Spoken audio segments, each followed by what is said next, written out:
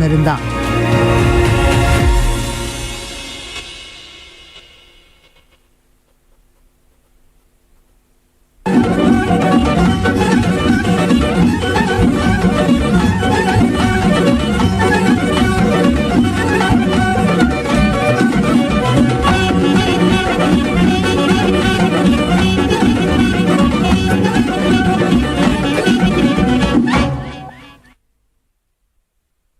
Ulusal kanal ekranlarından hoş gördük değerli izleyiciler. Ben Arzu Aliyeva. Bugün bayram efendi. Değerli izleyiciler, baharın gelişiyle birlikte dua yeniden canlanırken, gönüllerimize umut ve sevinç getiren mübarek günleri birlikte karşılıyoruz. Türk dünyasının asırlardır yaşattığı kardeşlik bayramı Nevruz, toprağın uyanışına, birliğimizi ve yenilenmeyi müjdeliyor. Aynı zamanda paylaşmanın, merhametin ve sevginin en güzel ifadesi olan mübarek Ramazan bayramı da gönüllerimizi bir araya getiriyor. Türkiye'den Azerbaycan'a, Kazakistan'dan Kırgızistan'a, Özbekistan'dan Türkmenistan'a kadar olan bütün Türk dünyasının bu güzel bayramlarını yürekten kutluyorum efendim. Nevruz'un getirdiği bahar gibi hayatınıza umut, Ramazan bayramının bereketi gibi sofralarınıza huzur ve mutluluk da olsun. Bayramlarınız mübarek olsun efendim. Değerli izleyiciler, Azerbaycan edebiyatı tarihinde öyle büyük sənətkarlar var ki, onların adı çekiləndə bir milletin ruhu, dili ve medeniyeti göz önünde canlanır. Böyle büyük söz ustalarından biri de Azerbaycan'ın xalq şairi Səməd Vurğundur. O yalnız şair değildi. O Azerbaycan dilinin ve vatan sevgisinin poeziyadaki en güçlü seslerinden biriydi. Səməd Vurğunun şiirlerinde vatan sevgisi, insanın manevi gücü ve hayatın güzelliği xüsusi bir duygu ile ifade olunurdu. Onun yaradıcılığı Azerbaycan edebiyatının en kıymetli hazinelerinden biri olarak da kalır. Bugün onun hayat yolu, zengin yaradıcılığı ve Azerbaycan diline verdiği büyük töhfələr hakkında konuşmak için stüdyomuzda çok değerli bir konuğum var efendim. Bugünkü konuğumuz filologiya üzrə fəlsəfə doktoru, doçent Təminə Bədəlova var efendim. Təminə xanım, hoş geldiniz. Hoş gördük Arzu Hanım. Nasılsınız? İyiyim, teşekkür ederim. Siz nasılsınız? Teşekkürler, çok sağ olun.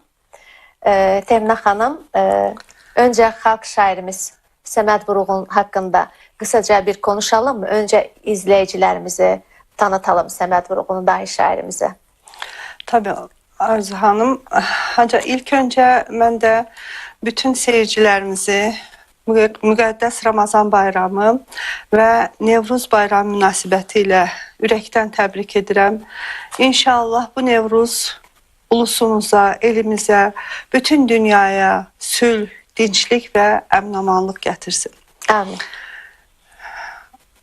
Ayrıca bu Dostluq Kervanı programının bugünkü bölümünü Azərbaycanın xalq şairi Səməd Vurğunun həyat və yaradıcılığına həsr etdiyiniz üçün öncə sizə və bütün programın ekibinə həm kəndi adımdan, həm şiir sevərlər adından, həm də Səməd Vurğun poeziyasının sevənlər adından teşekkürümü bildirirəm. Biz teşekkür ederiz efendim. Sağ olun. Özellikle biz bu zamana denk getirdik ki Mart'ın 21'inde dahi şairimizin doğum günü olmuştur. Özellikle onun için Mart'a 21 olmadı 22'si yayınlanır programımız. Olsun. Demek Səməd Yusifoğlu Vəkilov 1906 il Mart ayının 21'inde söylediğiniz gibi Azerbaycan'ın Qazax ilinin Yuxarı Salahlı köyünde asıl bir ailede dünyaya gelmiştir. Ancak çocukluğu çok ağır kayıplarla, itkilerle geçmiştir. Henüz 6 yaşındayken annesi Mahbub Hanım'ı kaybetmiştir. O zaman annesinin 28 yaşı vardı.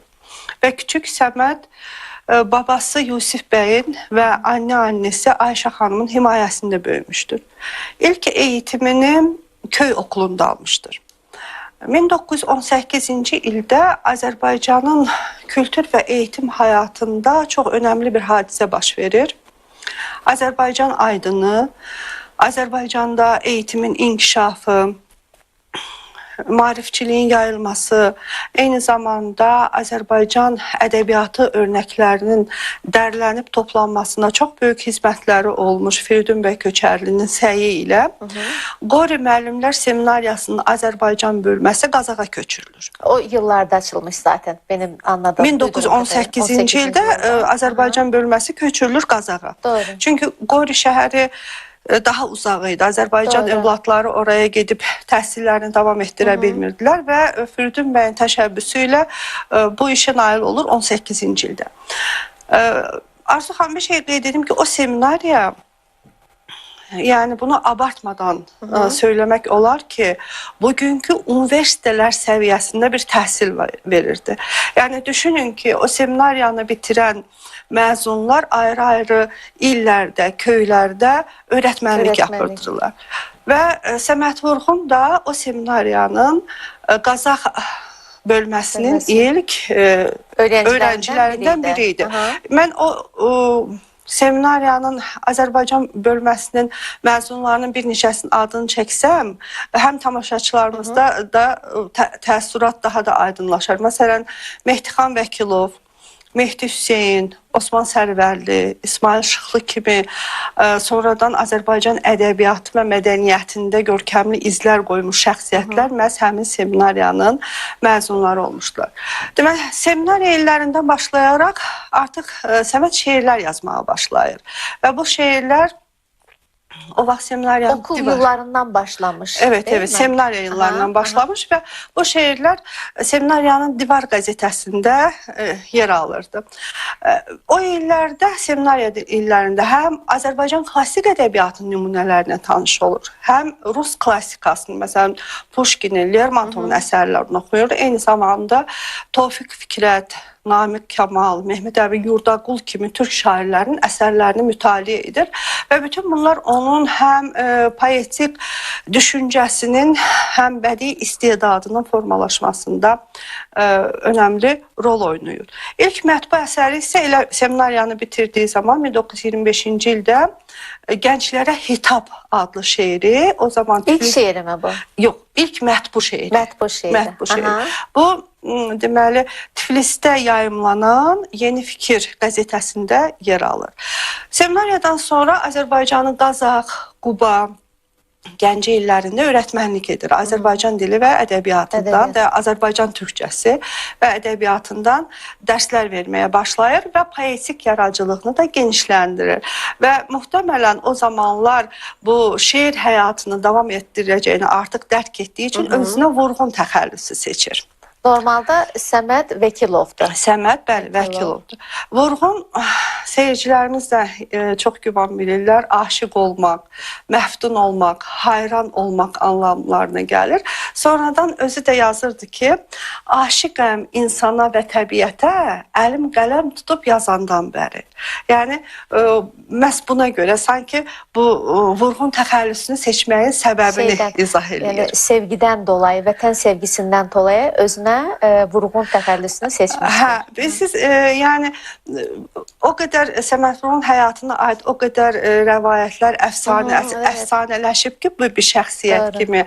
Bu təxəllüsünü seçməyinə aid də belə rəvayətlər, çoxlu versiyalar var. Ancaq özü, yenə deyirəm, bu insana və vətənə aşiq olması ilə izah edir. Yəni, həmin illərdə elə İlk gəncliyindən çox məhsuldar bədii yaradıcılıqla məşğul olur. Ard-arda bir neçə kitabı çıxır.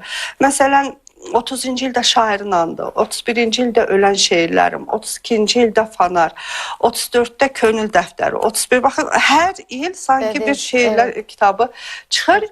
Onu da qeyd edim ki, 29-cu ildə 2-ci Moskva Universitetinin Ədəbiyyat Fakültəsində təhsilini davam etdirməyə gedir. Və ancaq bədii yaradıcılığı heç vaxt ondan kənar düşmür və daha da genişləndirir. Həyatından bəhs edərkən bir məqamı mütləq qeyd edim. 1934-cü ildə elə yenə Azərbaycan aydını Abdullah Şaiqin baldızı Xavər xanım Mirzəbəyoğlu ailə qurur və bu izdivacdan 3 övladı dünyaya gəlir. Yusif, Vaqif və Aybəniz xanım. Yəni hər kəsə də məlumdur ki, Yusif Səmədoğlu və Vaqif Səmədoğlu imzaları Azərbaycan ədəbiyyatı və mədəniyyətində özünə məxsus yerləri var. Aybəniz xanım isə Aybəniz xanım da aynı şəkildə. Bəli, əməkdar mədəniyyət işçisi Və Aybəniz xanım. müzeyin yıllarca Yəni ömrünün sonuna dək Səməd Vurğunun ev muzeyinin direktor olaraq çalışmışdır. Vəzifəsində çalışmışdır. Yəni ömrünün sonrakı ilə təbii ki, bədii yaradıcılığı həmişə davam elətdirmişdir. Bunun detallarına bu sualınızda getmirəm, çünki daha çox yəqin danışacağıq. Bir çox ictimai vəzifələrdə də çalışmışdır, dövlət mükafatlarına layiq görülmüşdür və çox təəssüf ki, çox gənc yaşlarında, yəni 50 yaşında 1956-cı ilin may ayında Səməd Vurğun çox sevdiyi bu dünyaya vəda etmişdir. Ancaq Səməd Vurğunun öz sözlərlə deyim ki, ölüm sevinməsin qoy, ömrünü vermir bada, el qədrini canından daha əziz bilənlər, şirin bir xatirə tək qalacaqdır dünyada, sevərək yaşayanlar, sevilərək ölənlər. Ağzınıza sağlıq. Teşekkür ederim. Çok güzel anlattınız. Gerçekten de bu hayatını anlatabilir misiniz dediğimde tam olarak neredeyse anlattınız kısa bir şekilde. Teşekkür ederim. Ben teşekkür ederim. Təminə xanım, şimdi bu yıl Azərbaycan fəxri adına layiq görülmüş dahi şairimiz, söz ustadımız Səməd Vurğunun 120 yıllık yıl dönümüdür ve bununla ilgili de şimdi Azərbaycan poeziyasında edebiyat tarixçiləri Səməd Vurğunu aslında 20-ci əsrin Azərbaycan poeziyasının siması, en görkemli nümayəndəsi hesab edirlər. Ona bu şərəfli yeri qazandıran yaradıcılığının hangi cəhətləri idi və burada hangi məqamları vurğulamaq istərdiniz və Səməd Vurğunu Türkiye izləyicilərimizə bir neçə cümlə ilə tanıtmaq istəsəydiniz, nasıl tanıtırdınız? Evet, önce diyeyim ki Səməd Vurğun Azərbaycanın ilk xalq şairidir. 23 Ocaq 1956-cı ildə, yəni Səməd Vurğunun 50 illik yubileyi ərəfəsində Azərbaycan SSR Rəyasət Heyətinin sərəncamı ilə Azərbaycan xalq şairi fəxri adı təsis edilir və o fəxri ada da ilk olaraq Səməd Vurğun layiq görülür.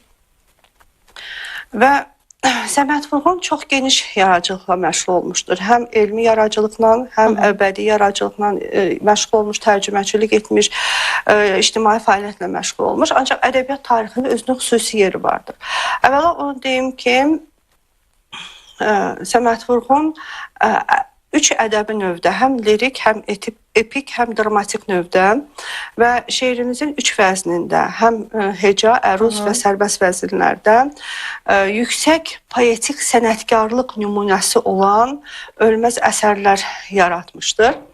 Deməli, onu qeyd edim ki, Azərbaycan Sovet imperiyasının tərkibində olduğu illərdə şərti olaraq ədəbiyyatımızı Azərbaycan Sovet ədəbiyyatı və yaxud Sovet dönəmi Azərbaycan ədəbiyyatı adlandırılır və Səməd Vurğun da Azərbaycan Sovet dönəmində yaranmış Azərbaycan ədəbiyyatının ən görkəmli nümayəndələrindən biri və deyərdim ki, birincisidir. Bunun təbii ki, bu adı yəni boş yerdən qazanmamışdır. Bunun önəmli səbəbləri vardır. Ən birinci o idi ki, Səməd Vurğun öz yaradıcılığında Azərbaycan ədəbi dilini yabancı ünsürlərdən, yabancı kəlmələrdən təmizləyərək onu xalqın saf danışıq dilinin leksik fondu hesabına zənginləşdirmişdir.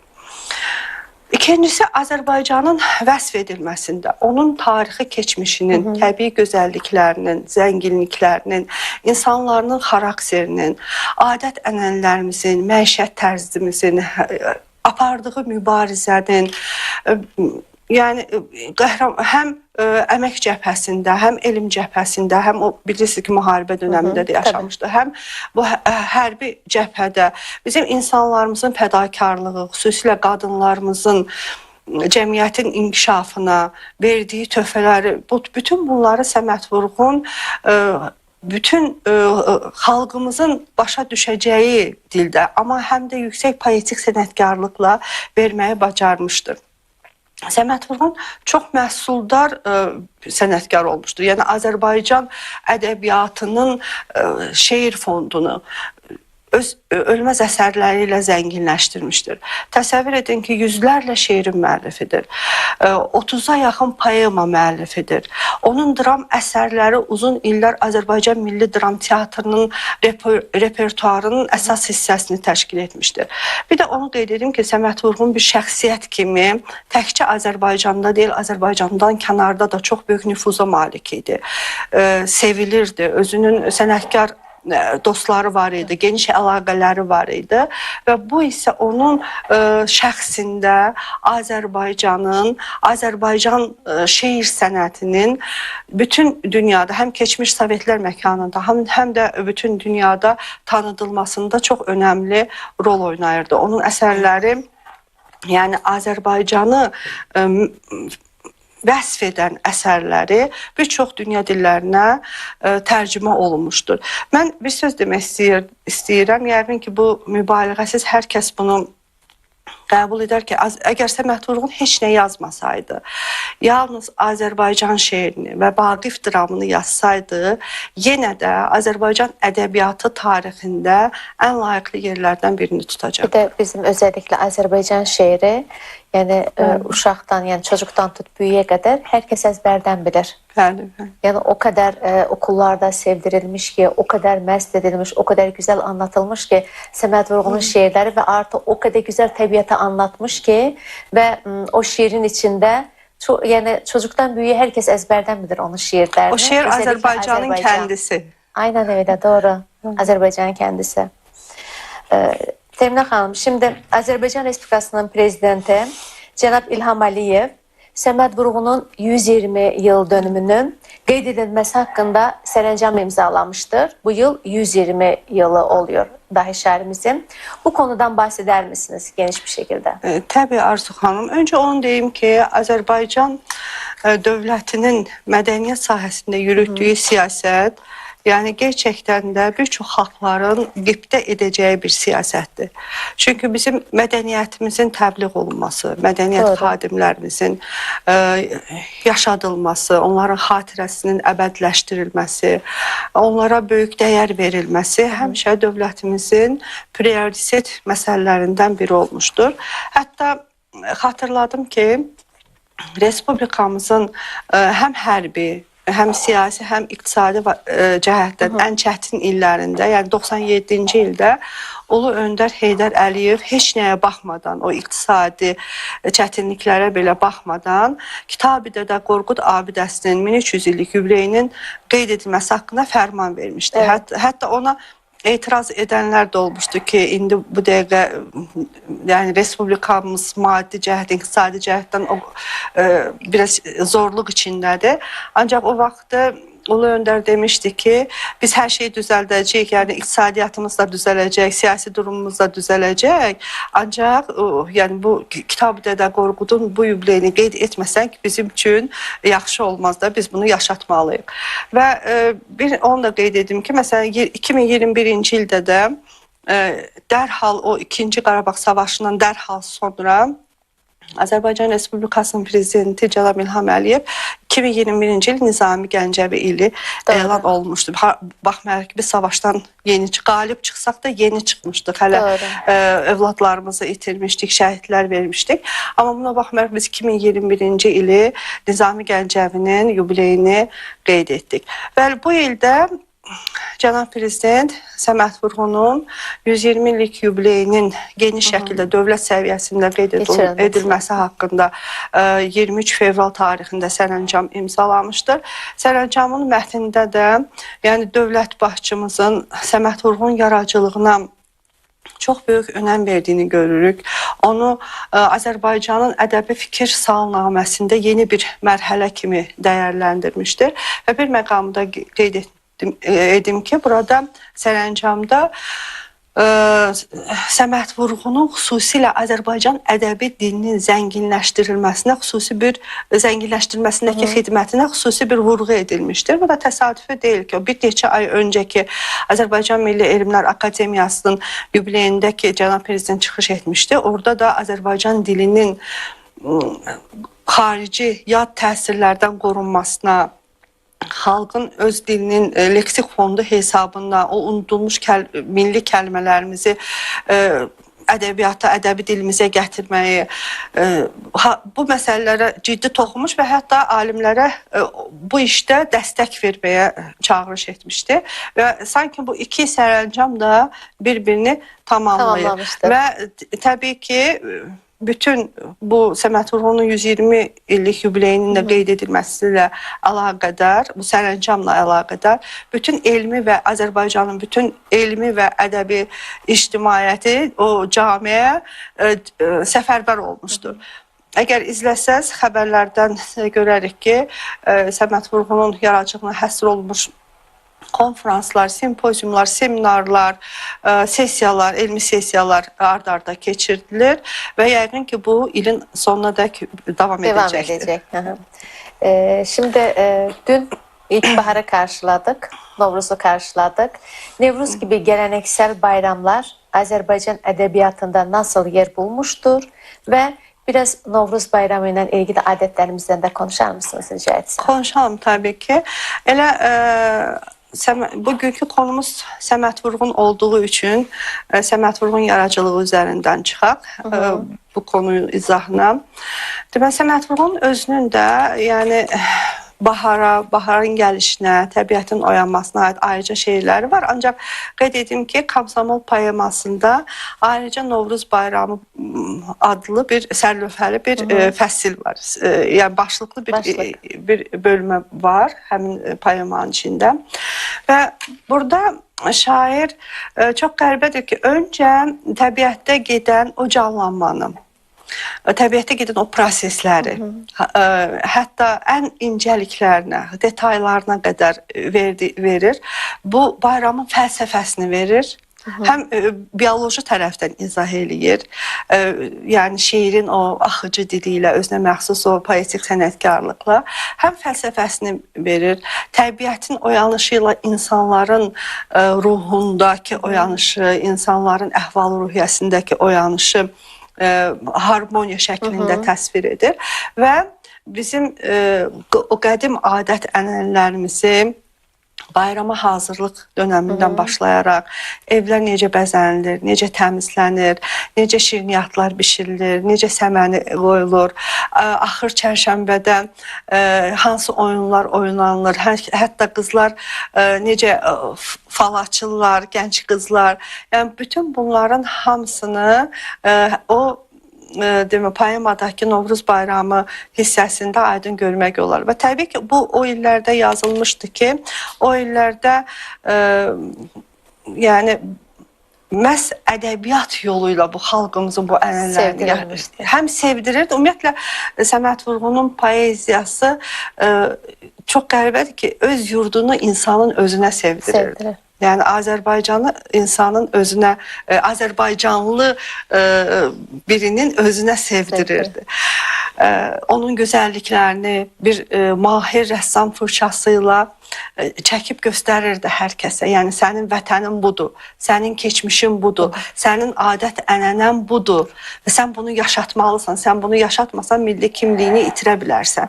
Yəni biz o adətləri bəlkə də zaman var idi, Novruz bayramı qadağan olunmuşdu, bilirsiniz, keçirilmirdi. Amma Səməd Vurğunun o əsərində o adət-ənənələrimiz, o bayramın necə keçirilməsi qaydalar orada yazılmışdı, əbədiləşdirmişdi Səməd Vurğun onu.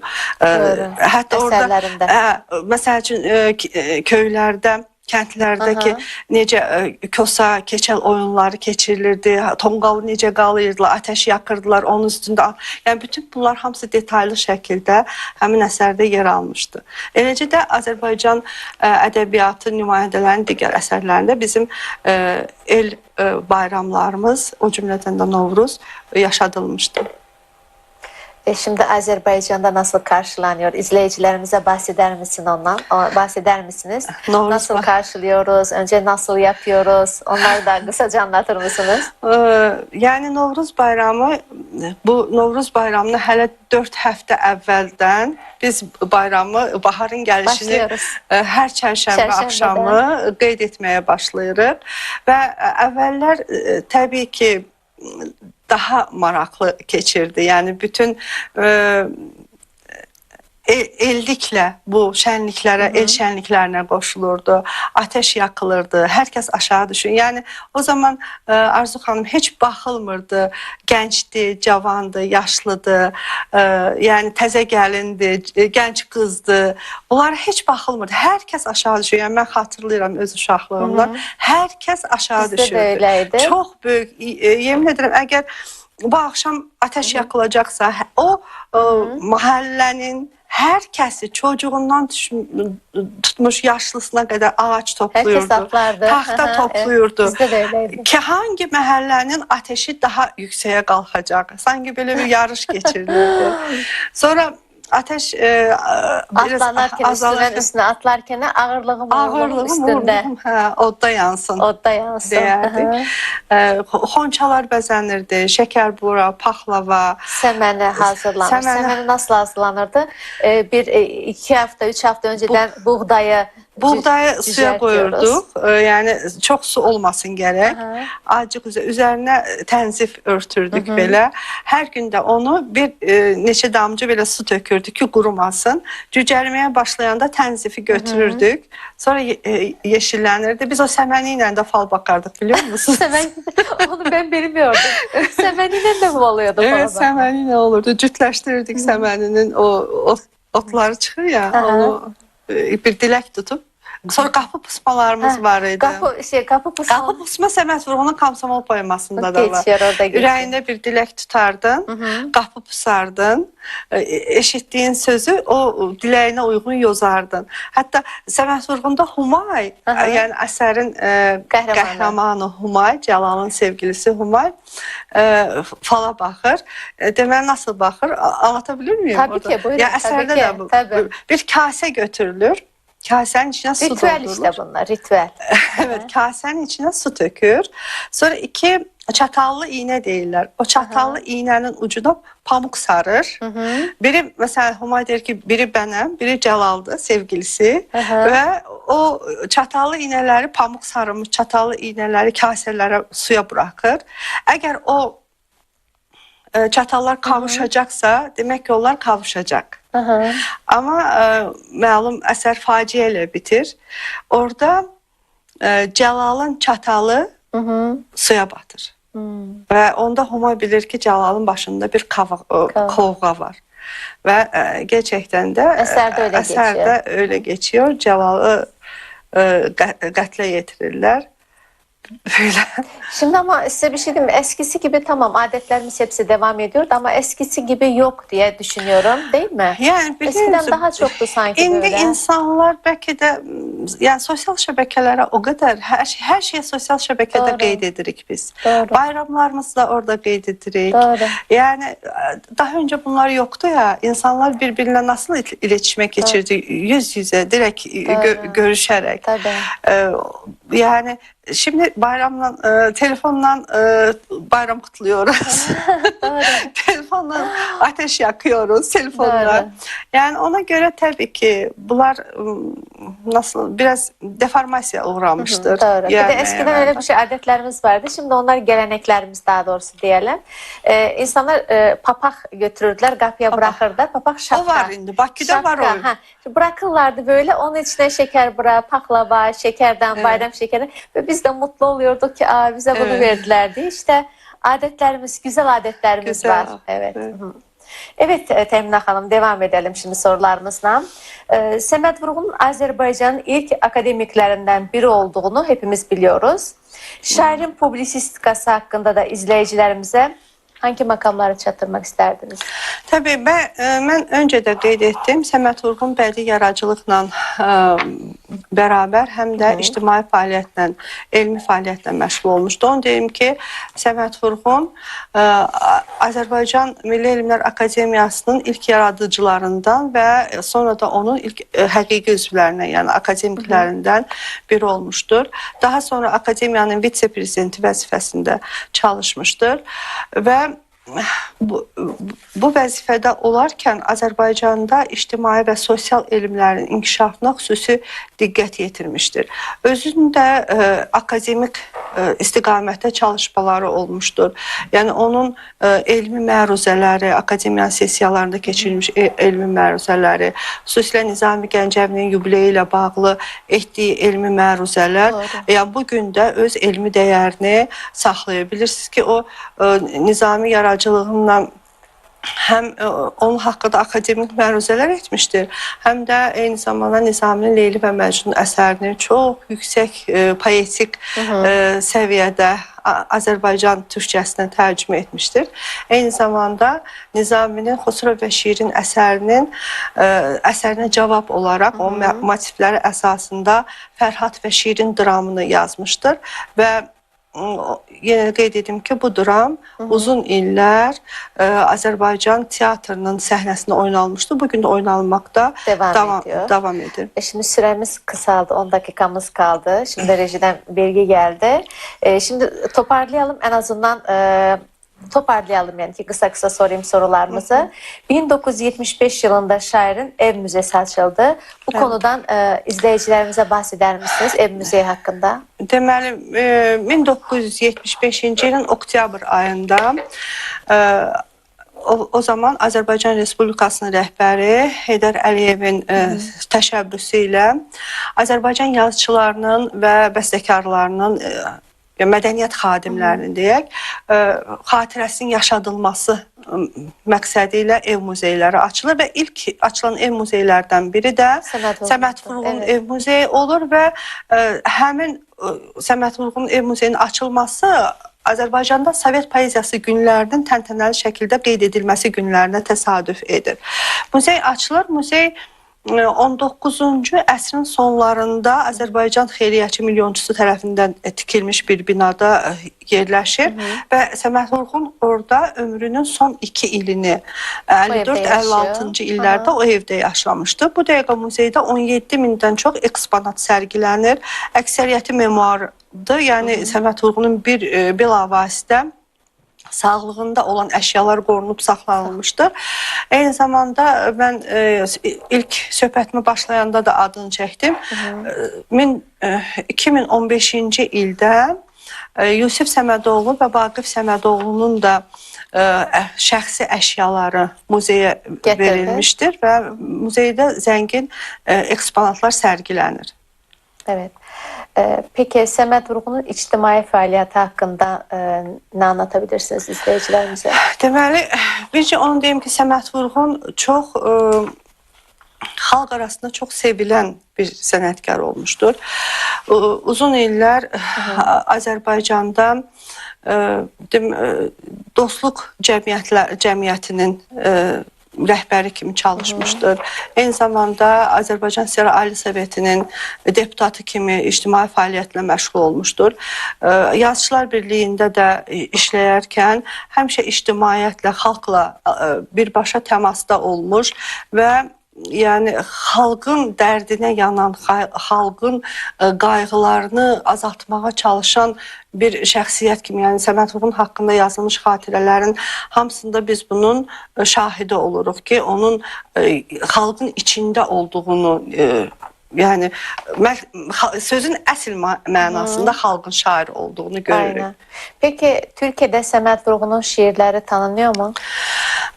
Yəni nə dərəcədə təbii ki, bu qənaət bəxş deyil bu durum.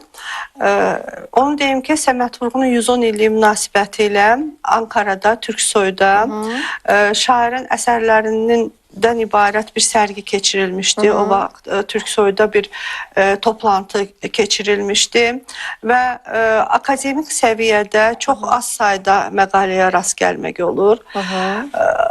Məlumdur ki, hal-hazırda Ankaradakı Azərbaycan Böyük Elçiliyinə bağlı Azərbaycan Kültür Mərkəzi fəaliyyət göstərir və Kültür Mərkəzi də öz işində məhz Azərbaycan dövlətinin mədəniyyət siyasətini prioritet olaraq götürür və yəni bu şübhəsizdir ki, bu ildə elə prezidentin sərəncamından irəli gələrək Azərbaycan Kültür Mərkəzi də yəni indiyə qədər gördüyü işlərə bir əlavə olaraq, bir onların davamı olaraq daha doğrusu Səməd Vurğunun əsərlərinin türk dilində yayımlanması istiqamətində layihələr həyata keçirəcəkdir. Evet.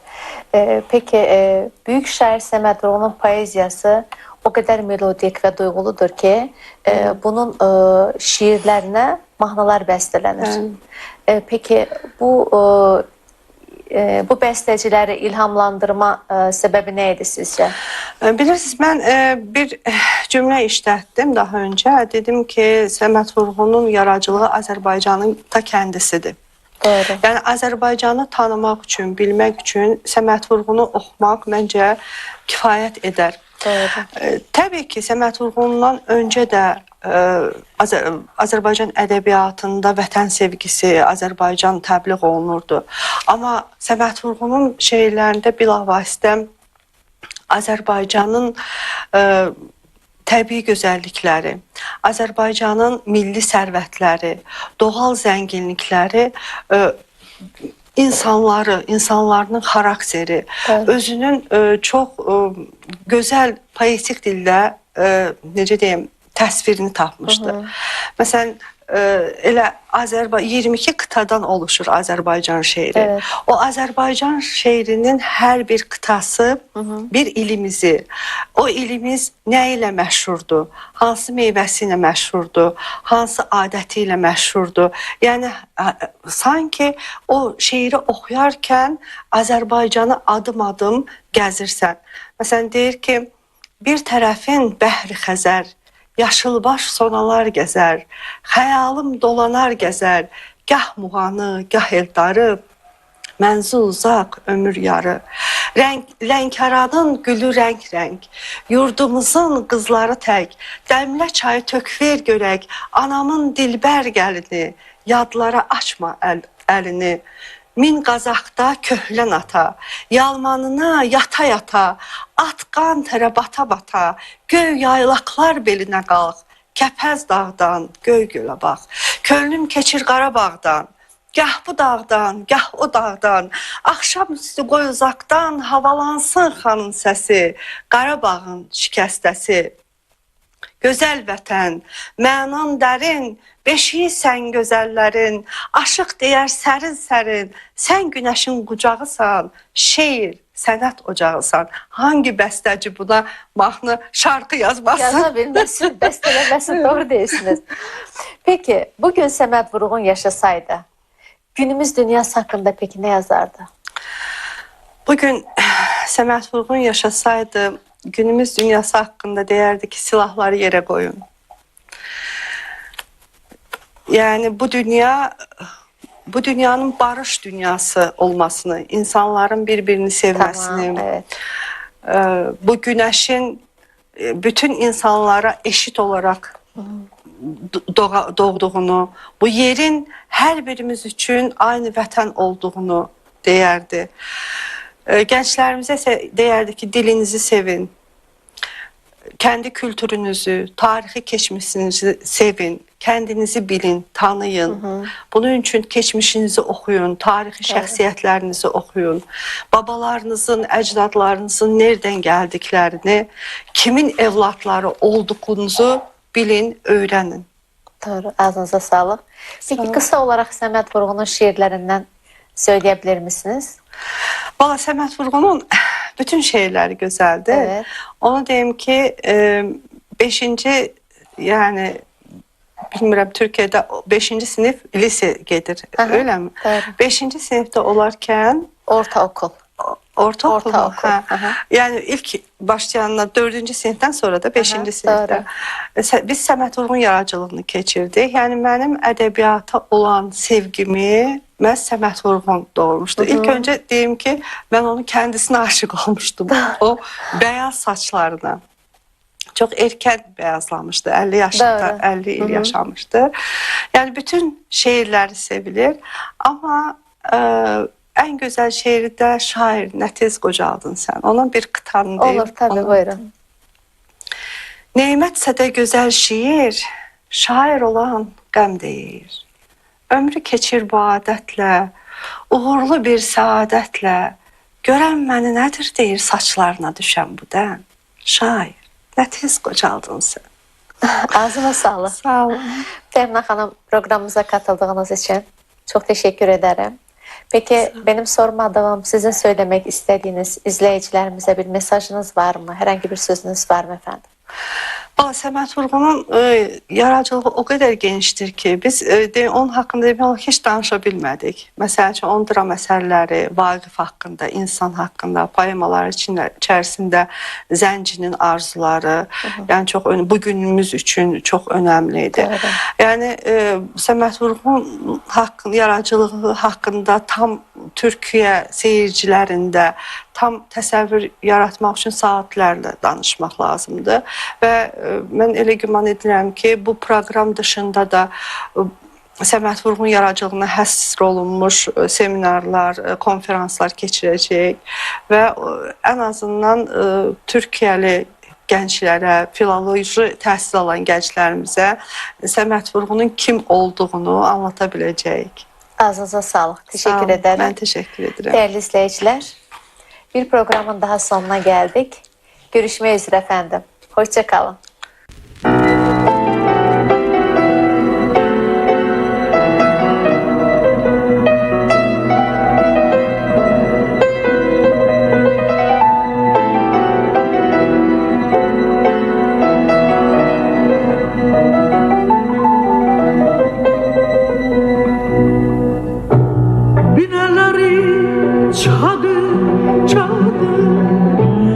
Çok gezmişim özümde, kudretini sizden aldı.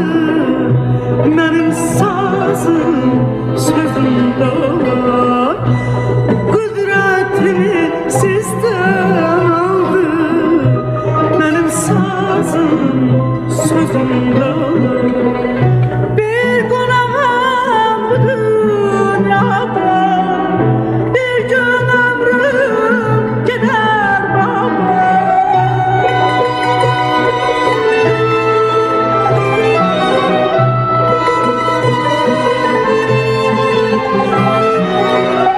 Bir günahım bu dünyada, bir gün ömrüm gider baba. Vurgunu da salar ya da düzül kalır bizim dağlar. Vurgunu da salar ya da düzül kalır bizim dağlar. Dağlar, dağlar, dağlar, dağlar, düzül kalır bizim dağlar. Dağlar, dağlar, dağlar, dağlar, düzül kalır bizim dağlar.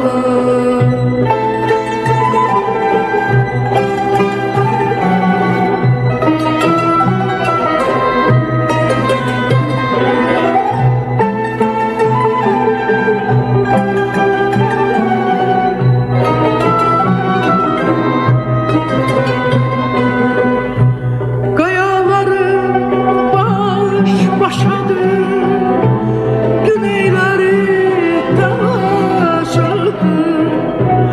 Göğde kömür çok yaşadı, canım dağlar gözümde var. Göğde kömür çok yaşadı, canım dağlar gözümde var. Bir günah bu